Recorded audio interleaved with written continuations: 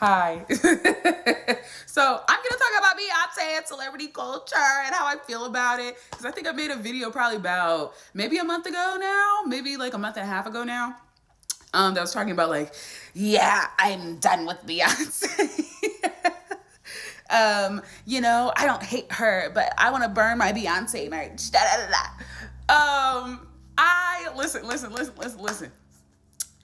I feel a little bit more neutral than I did before, which, time heals all wounds, right? Or time allows you to get to a better, more calm, more peaceful state about the wounds that you experience. And I think where I'm at now is like, I'm not actively angry at Beyonce. I think I'm not super engaging with things that she's doing. But like, for example, I got a sacred email. Because I'm like, I've been a long time fan. So I like was still subscribed to like emails or whatever. I didn't know.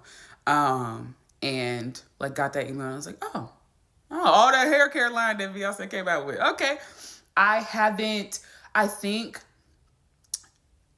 treating celebrities that you have gotten a really I guess all I'm trying to say is that, like, for example, not to expose too much, but like, my mother is my only parent who's like actively present in my life, who I can allow into my life. And for a really long time, we were in a tumultuous situation in which there was just like so much discomfort. And I tried to push back as much as possible. And it got to a point where it was like, actually, we gotta stop. We have to stop this because it's not working. There is an incongruence here. And that incongruence doesn't mean that I didn't need to force my mother to change or be who I needed her to be. I needed to have a break so that I could change my mindset, so that I can become more peaceful, even if her actions don't change. Because it's not healthy to be in a situation in which I'm irritated every time something around my mother is presented to me. And that's kind of how I felt with Beyonce, and like those emotional wounds of coming to reality about the emotional place that people have, that celebrities have, that artists have on us.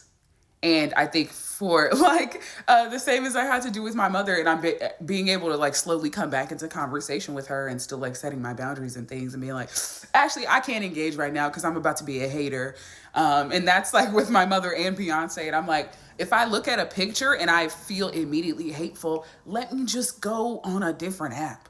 Let me not like put more energy into that, because I understand that I like Beyonce within a certain context. I like Beyonce as an artist.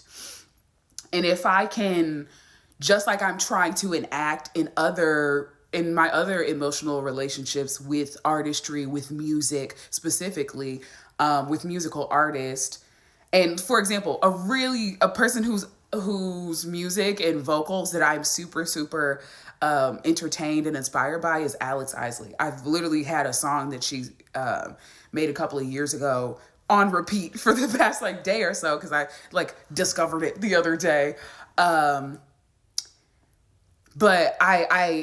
it's really interesting how, as an adult, the emotional relationships I am developing to musicians and artists is different. Because like Alex Isley or Duran Bernard are two artists whose like musicality, who's like fun and creativity and just everything about their artistry is just very like admirable to me. But even though I follow Duran Bernard on social media, I'm not like I don't have Duran Bernard's post notifications on, right? I'm not like,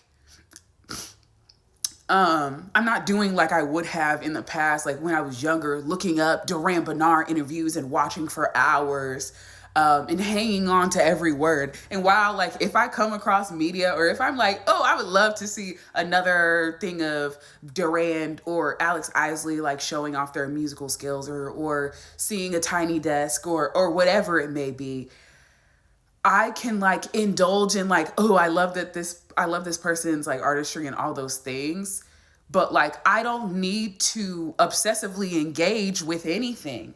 Um and I think like as a person who also is neurodivergent, that it's easy, especially when I was younger, it was really, really easy. In Beyonce and Janelle Monáe, and I'll talk about like Jordan Peele as well, as far as like his film artistry and stuff, like where I have, even though I don't engage with it all the time, I have loved um every movie that he's come out with and been like really into the analysis of it and all that stuff. And he's been very groundbreaking. But like at the beginning of the war on Gaza, he had like, you know, so, or approved of like the letter to Joe Biden in support of him or whatever. And I'm like, that was heavily disappointing. But I think were to if I were to have engaged with his work, not when I was a teenager, not while I was in situations where escapism was kind of a part of the context in which I enjoyed their work. Like now as an adult, I can, it's also why like as an adult, I'm never reading one book at a time, because like, yeah, I can really, really, really like this Bell Hooks book, or really, really like this Angela Davis book, or really, really like any other self-help or liberationary book or whatever. Or, you know, I can really, really admire James Baldwin, and I can read The Fire Next Time in like a day or two, which I did. I was able to read that book. Like that was the first book I read this year, but I had my breaks in between. I didn't like immediately after The Fire Next Time, go and like look up more stuff about James Baldwin and be like, oh, I need to learn everything about James Baldwin and like engage with all of his work and stuff. And I had to like realize, like, I think that hyperfixation, for a neurodivergent person, and maybe it's also just like how my brain is based on my neurodivergencies, because I have kind of parallel but not at all, they're adjacent but parallel but not, like neurodivergencies where it's very oppositional, where like one part of me, like as a general sense, I really, really love music. I really, really love art. That is a general hyperfixation. So many things that I care about and I engage with, whether online or in person, are going to be about that, which seems pretty fucking normal.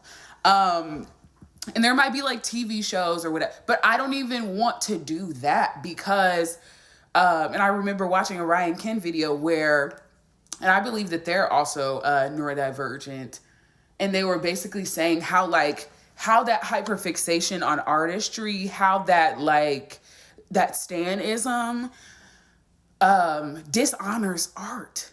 It really, really does. Because first of all, if I go to an art show here, or if I listen or go to see a local band play here, I can go on their Instagram and like look into their stuff, but I can't see every performance that they've done.